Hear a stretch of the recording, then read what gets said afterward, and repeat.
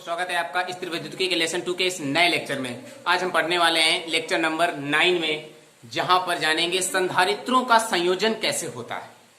दोस्तों, इससे पिछले वीडियो में हमने जाना है कि संधारित्र क्या है, वो अपनी धारिता पर किस प्रकार निर्भर करता है, ये एक संधारित्र को कैसे बनाया जा सकता है, कैसे पैदा किया जा सकता है, उसकी डिफिनेशन को कैसे क्लियर किया जा सकता है, एक आसान तरीके से हमने आपको पिछले वीडियो में बताया है। यहां पर हम जानने वाले हैं संधारित्रों का संयोजन, कॉम्बिनेशन ऑफ कैपेसिटर का कॉम्बिनेशन जानना चाहते हैं। देखिए, संधारित्रों का संयोजन, संयोजन का मतलब होता है जोड़ना। तो सबसे पहले यहां पर हम एक देसी अंदाज में बात कर लेते हैं। यदि हमारे पास दो संधारित्र हो, ये एक संधारित्र है C1, इसकी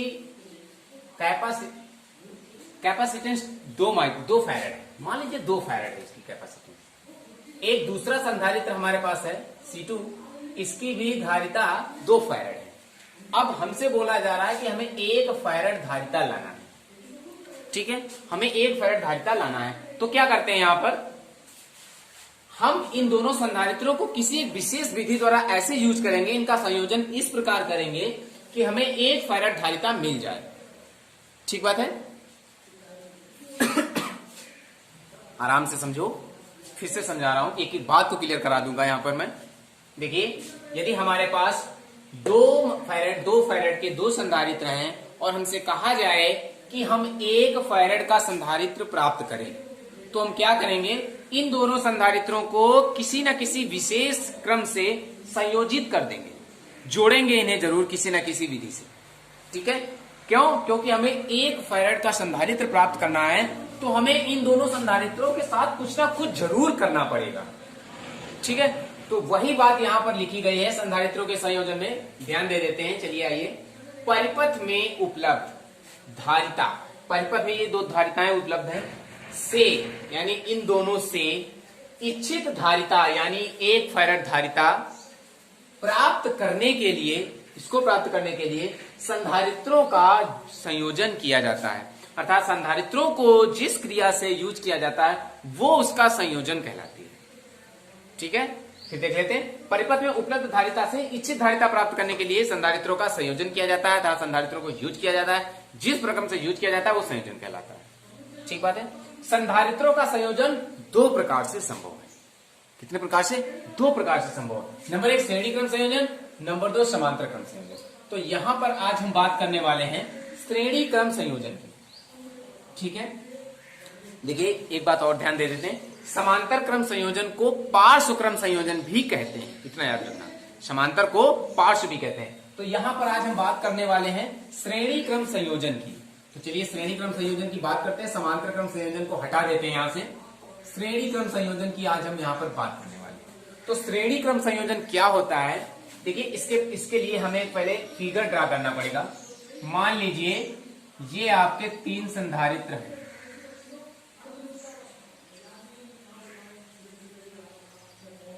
तीन यूज करो, 4 यूज करो, जितने भी मन चाहो उतने यूज करो संधारित्र। ठीक है, ये बिंदु A है, ये B है, ये C है, ये D है। इनकी धारिताएं C1, C2, C3। अब इन तीनों संधारित्रों को हम किसी बैटरी से जोड़ देते हैं।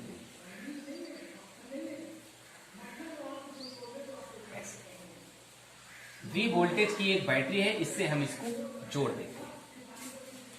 तो इनके बीच हमें ज्ञात करनी होगी तुल्य धारिता, यानी टोटल संधारित्रों की धारिता कितनी होगी, ये निकालना होगा। हमें क्या ज्ञात करना? श्रेणी क्रम संयोजन से प्राप्त जो व्यंजक होता है वो क्या होता है, वो यहां पर क्लियर करना है। ठीक है, तो हमने आपको जब संधारित्र को स्टार्ट किया था तो एक फॉर्मूला बताया था, C = Q/V। ये फॉर्मूला हमने आपको क्लियर कराया। अर्थात किसी संधारित्र की धारिता को क्लियर करने के लिए 3 बातों का होना अनिवार्य है। धारिता संधारित्र की, संधारित्र पर संचित आवेश और संधारित्र का विभवांतर या विभव। ठीक है, ये 3 बातें होनी आवश्यक है। देखिए यहां पर जो ये V बैटरी जोड़ी गई है, तो जो इस V बैटरी से जो भी करंट जाएगी वो तीनों संधारित्रों पर एक समान रूप से बट जाएगी। आप कहेंगे एक समान रूप से क्यों बटेगी? भाई हमें कैसे पता चलेगा कि ये एक समान रूप से बंटने वाली है? क्यों? क्लियर करें ना, हम कैसे जानेंगे? हम कैसे मान लें कि एक समान रूप से बंट जाएगी? तो ध्यान दो, यहां पर समझो। मान लीजिए इधर से हमारी विद्युत धारा गमित हो रही है, इधर से बिंदु ए पर पहुंचेगी। संधारित्र की ये पहली प्लेट है, ये दूसरी प्लेट है। ये C2 की पहली प्लेट है, ये C2 की दूसरी प्लेट है। ये C3 की पहली प्लेट है, C3 की दूसरी प्लेट है। देखिए यहां पर जो प्लेटें जुड़ी हुई हैं, ये एक लाइन में जुड़ी हुई हैं, एक सीरीज में जुड़ी हुई हैं। समझ रहे हो? एक लाइन में जुड़ी हुई है ये प्लेटें। तो देखिए मोटी मोटी बात याद रखिए कि यदि आवेश के चलने का रास्ता बदलता है, आवेश हमारा इधर से इधर जा रहा है, यदि आवेश के चलने का रास्ता बदलता है तो आवेश भी बदलता है। इतना याद रखिए। आप चाहें तो इसे नोट कर सकते हैं, हम आपको क्लियर करा दें। चलिए नोट करिए, क्या लिखेंगे? यदि आवेश का रास्ता बदलता है, ठीक है, तो आवेश भी बदलता है। ये बहुत ही इंपॉर्टेंट बात है, ये इसको याद रखना है, क्लियर करना है, बिल्कुल कतई भूलना नहीं है। हाँ, तो यहां पर सीधी सी बात है कि आवेश जब हमारा ऐसे जा रहा है तो इसकी जब रास्ता नहीं बदल रही है तो आवेश नहीं बदलेगा। कहने का मतलब है यहां पर सीधी बात निकल आई कि इन तीनों संधारित्रों पर बराबर बराबर आवेश होगा। क्यों क्यों क्यों? ठीक है, क्लियर हुआ? ऐसे इसको प्लस माइनस कर देंगे, ठीक है। अब हमारा आवेश क्लियर हो गया।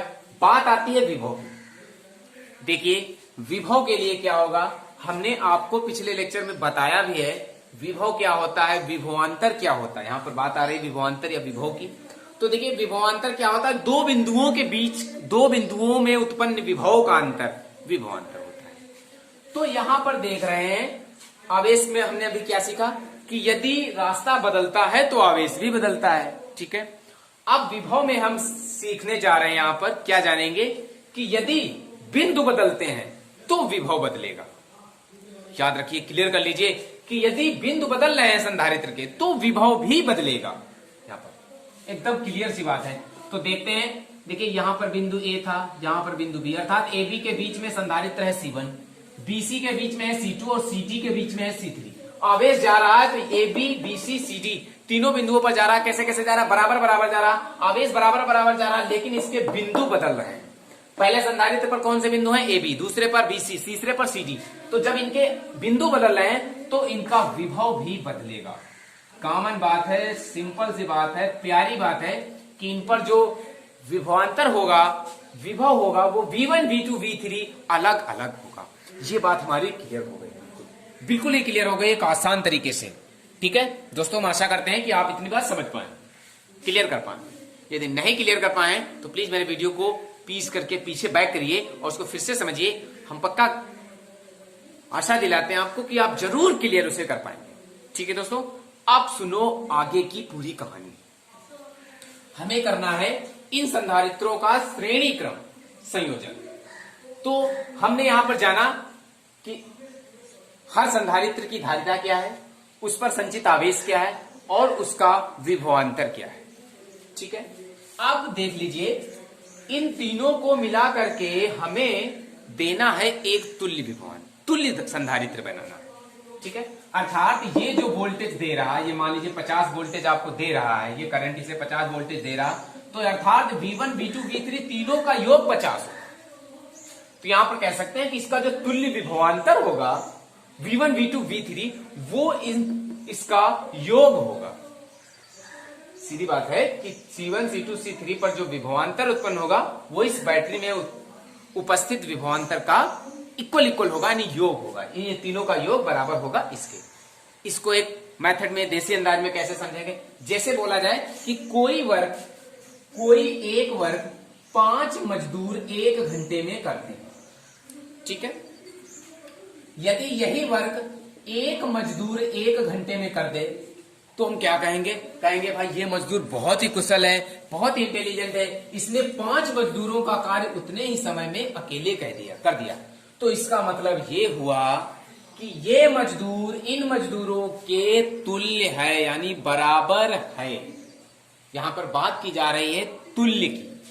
तो जब हम इन तीनों संधारित्रों को मिलाकर एक संधारित्र से कार्य करवाएंगे तो इसका स्ट्रक्चर हम बना लेते हैं। जब एक संधारित्र हमारा होगा जो स्थित होगा बिंदु A और D के बीच, इसके और इसके बीच, इससे जब हम वर्क कराएंगे, इसे वोल्टेज देंगे, समझ रहे हो ना, तो इसका जो ये तुल्य होगी धारिता, ये इन धारिताओं के योग के बराबर होगी।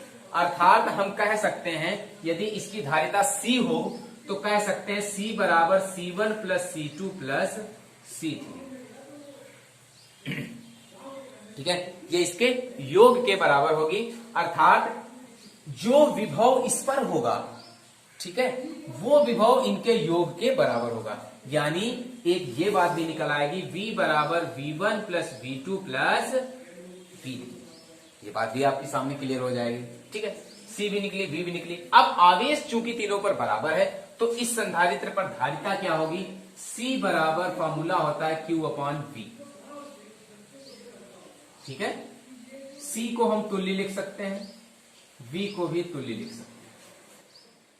ठीक है, अब हम बात करते हैं संधारित्रों का संयोजन, श्रेणी क्रम संयोजन। देखिए, श्रेणी क्रम संयोजन में क्या करेंगे, हम जानना चाहते हैं कि C1 पर विभवांतर कितना आ रहा है, C2 पर कितना पैदा हो रहा है, C3 पर कितना आ रहा है। तो सबसे पहले हम जानेंगे संधारित्र C1 के लिए, संधारित्र C1 के लिए, तो संधारित्र C1 के लिए हम जानना चाहेंगे। देखिए, इसमें धारिता C1 है, आवेश Q है, विभवांतर V1 है। फॉर्मूला हम यूज करेंगे C बराबर Q अपॉन V। हमें निकालना है वोल्टेज, तो V बराबर होगा V बराबर होगा Q अपॉन C। अर्थात V1 बराबर होगा Q अपॉन C1। ठीक है, ये क्वेश्चन आपकी प्राप्त हो जाएगी। दूसरी बात है संधारित्र C2 के लिए अब हम बात कर लेते हैं। देखिए, संधारित्र C2 में भी वही होगा, क्या लिखेंगे आप समझ गए होंगे, V2 equal to Q upon C2। ये दूसरी क्वेश्चन हो जाएगी। अब हम यहां पर बात करने वाले हैं संधारित्र C3। संधारित्र C3 के लिए विभवांतर क्या होगा? तो देखिए, सीधी सी बात है, इसके लिए विभवांतर होगा V3 equal to Q upon C। अब हमें निकालना है बिंदु A और D के बीच का टोटल यानी कुल विभवांतर। बिंदु A D के बीच तुल्य विभवांतर, तो तुल्य विभवांतर होगा V equal to V1 plus V2 plus V3। जिस प्रकार ये 5 मजदूर एक ही अकेला मजदूर 5 मजदूरों के बराबर वर्क उतने समय में करता है, उसी प्रकार ये आपका ये एक मजदूर इन 5 मजदूरों के तुल्य हुआ। उसी प्रकार ये विभव V इन तीनों विभवों के योग के बराबर होगा, अर्थात तुल्य होगा। तो चलिए क्लियर करा देंगे। V इक्वल टू V1 की वैल्यू क्या निकली है? Q upon C1। V2 की वैल्यू है Q अपॉन C2। V3 की वैल्यू है Q अपॉन C3। Q को कॉमन ले लेंगे। देखिए, यहां पर ये V क्या है? V तुल्य। ठीक है, V तुल्य है, ये जो V है इन तीनों के तुल्य है, तो V तुल्य हम इससे निकाल सकते हैं। ध्यान दीजिए, V तुल्य हम इससे निकालेंगे बराबर Q बटे C तुल्य। ठीक है, V तुल्य का मान लगाएंगे Q बटे C तुल्य, Q बटे C तुल्य। क्यों? क्योंकि यहां पर छोटे वाले Q यूज किए गए, इसीलिए यहां पर आप छोटा वाला Q यूज करें। बात आई समझ में? बराबर Q कॉमन लेंगे, 1 बटा C1, 1 बटा C2 और 1 बटा C3 बचा पर। ठीक है, 1 बटा C1, 1 बटा C2, 1 बटा C3। Q से Q ये कैंसिल होगा, तो यहां पर बचेगा 1 बटे C तुल्य बराबर 1 बटे C1 प्लस 1 बटे C2 प्लस 1 बटे C3। बात आई समझ में? यदि हम इस तुल्य को हटा दें, यदि हम इस तुल्य को हटा दें तो ये बन जाएगा 1/C1 equal to 1/C2 plus 1/C1 plus 1/C3। ये होगा संधारित्रों का श्रेणी क्रम संयोजन। बात आई समझ में? ठीक है दोस्तों, तो हम फिर से इसको एक बार क्लियर करा देते हैं, हाईलाइट करा देते हैं। चलिए ध्यान से फिर से देख लेते हैं क्या है संधारित्रों का संयोजन। हमारे पास दो संधारित्र हैं C1 C2।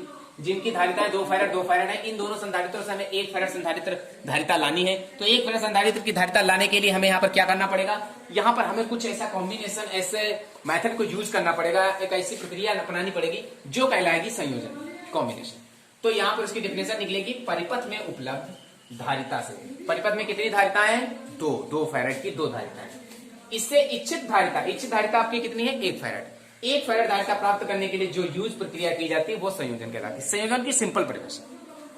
अब संयोजन संधारित्रों का 2 प्रकार से होता है, श्रेणीक्रम संयोजन, समांतर क्रम संयोजन। यहां पर हम बात करने वाले श्रेणीक्रम संयोजन की। श्रेणीक्रम संयोजन के लिए हमने 3 संधारित्रों को ले लिया जिनकी धारिताएं C1 C2 C3 क्रमशः A B C D बिंदुओं से जुड़े हुए हैं। आप चाहें तो इनकी सुलेख यानी डिफिनेशन भी आप लिख सकते हैं।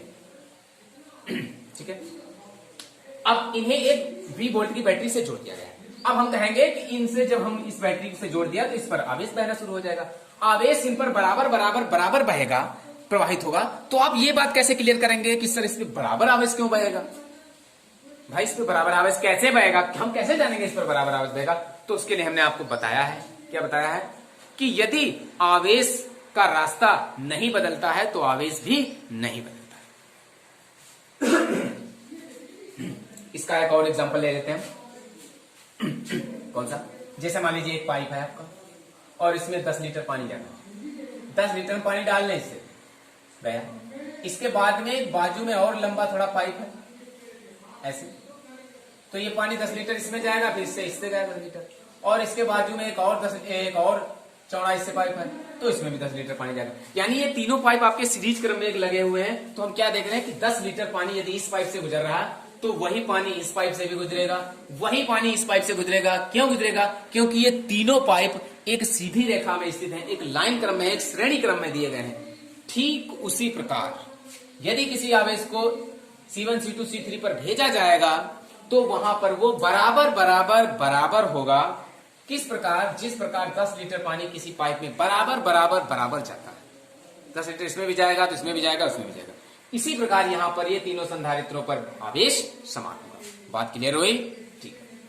अब हम क्या करते हैं, यहां पर इन तीनों संधारित्रों को जोड़कर एक हमें कॉम्बिनेशन यानी तुल्य संधारित्र निकालना है। वो हमने एक एग्जांपल के तौर पे बताया कि मान लीजिए 5 मजदूर 1 घंटे में किसी कार्य को करते हैं, और यदि एक मजदूर उसी कार्य को 1 घंटे में कर दे तो वो एक मजदूर इन 5 मजदूरों के तुल्य यानी बराबर माना जाएगा। तो ये संधारित्र तुल्य होगा इन तीनों संधारित्रों के योग के, या इसका विभवांतर तुल्य होगा इन तीनों संधारित्रों के योग के। ठीक है, इसका विभवांतर जो होगा इस संधारित्र का, वो इन तीनों विभवांतर के योग के बराबर तुल्य होगा, क्योंकि ये अकेला वर्क कर रहा है, ये 3 मिलकर वर्क कर रहे हैं। ठीक बात, आई बात समझ में। अब श्रेणीक्रम संयोजन कर लेते हैं। तो इन पर तीनों पर विभवांतर कितना निकल रहा है, इस बात को हमने यहां पर अलग अलग क्लियर किया है। ये है दूसरे संधारित्र पर विभवांतर, ये पहली पर है, और ये है बच्चा तीसरे पर। ठीक है, कितना अलग अलग निकला हमने निकाला। ये मास्टर फार्मूला आपका यूज हुआ है जो कैपेसिटेंस में यूज किया जाता है, C = Q/V। हमने यहाँ पे यूज किया तो V1 की वैल्यू Q/C1 आई। संधारित्र C2 में यूज करेंगे V = Q/C2 आएगा।